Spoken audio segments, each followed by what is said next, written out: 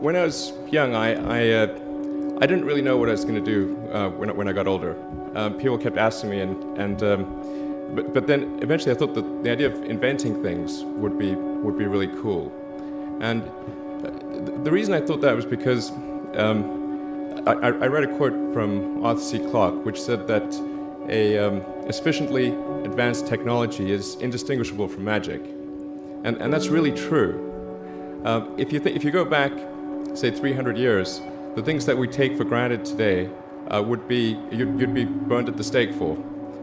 Being able to fly, being able to see over long distances, being able to communicate, and having access to all the world's information instantly from almost anywhere on the earth. This is stuff that really would be magic, or would be considered magic in times past. In fact, I think it actually goes beyond that, because there are many things that we take for granted today that weren't even imagined in times past. They weren't even in the realm of magic. So it actually goes beyond that. So I thought, well, if I can do some of those things, basically if I can advance technology, then that's like magic, and that would be really cool. And I also had sort of a slight existential crisis, because I was trying to figure out what does it all mean? Like, what's the purpose of things? And I came to the conclusion that if we can advance the knowledge of the world, if we can do things that expand the scope and scale of consciousness, then we're better able to ask the right questions and become more enlightened, and that's really the only way forward. I think about what technology solution is necessary in order to achieve the particular goal, and then try to make as much progress in that direction as possible. I think that being a multi-planet species and being out there among the stars is important for the long-term survival of humanity. But then the part that I find personally most motivating is that it creates a sense of adventure, and it makes people excited about the future. If you consider two futures, one where we are forever confined to Earth until eventually something terrible happens, or another future where we are out there on many planets, maybe even going beyond the solar system. I think that second version is incredibly exciting and inspiring, and there need to be reasons to get up in the morning. Life can't just be about solving problems. Otherwise, what's the point? There's got to be things that people find inspiring and make life worth living. When my brother and I were starting our first company, instead of getting an apartment, we just rented a small office, and we slept on the couch.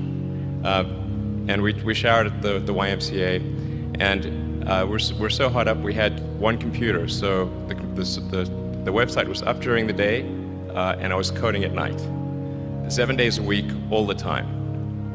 And I sort of briefly had a girlfriend in that period, and in order to be with me, she had to sleep in the office.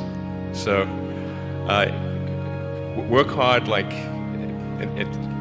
every waking hour. That's the thing I would say particularly if you're starting a company.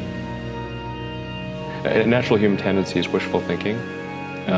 So a challenge for entrepreneurs is to say, well, what's the difference between really believing in your ideals and sticking to them versus pursuing some unrealistic dream that doesn't actually have merit? And that is a really difficult thing to tell. Can you tell the difference between those two things? Right. So you need to be sort of very rigorous in your self-analysis.